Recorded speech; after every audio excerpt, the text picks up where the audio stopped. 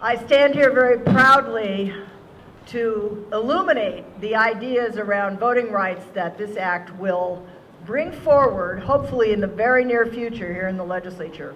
Let me just set the table for you. Voting rights are under attack across the country. Georgia, Texas, Florida, among others, have passed legislation making it more difficult for voters to participate in their elections.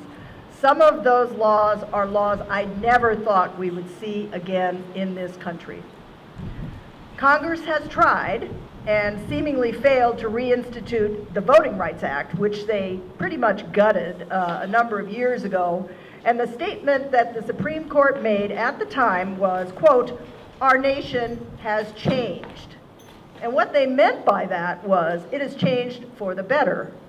Ever since that time, in fact, on the eve of passage of that gutting of the Voting Rights Act, several states passed restrictive laws regarding elections. The very states that had come under that Voting Rights Act as being states that had previously been made to pre-clear anything they did like that.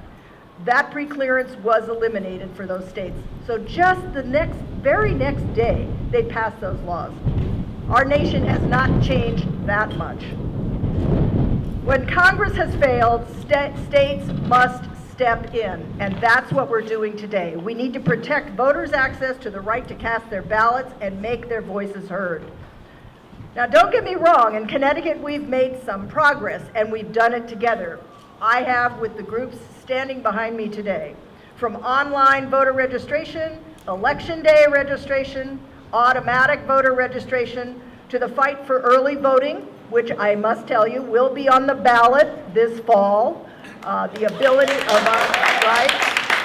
We need to make sure we get out there and let people know that that is on the ballot. They need to vote to have Connecticut join the 43 other states that already have early voting, and to expand access to absentee ballots, which will not yet be on the ballot. And that's another thing, we have to keep fighting for these things. We have fought to ensure that every Connecticut citizen can easily register and every Connecticut voter can conveniently exercise their right to vote. But we're not there yet, are we? There have still been issues, long lines at the polls, particularly in some of the cities. So that's why today we stand before you saying Connecticut needs to pass its own Voting Rights Act. This will make Connecticut a leader in implementing state-level voting rights. The history of our country is definitely one of forward movement, but it's been a twisted path.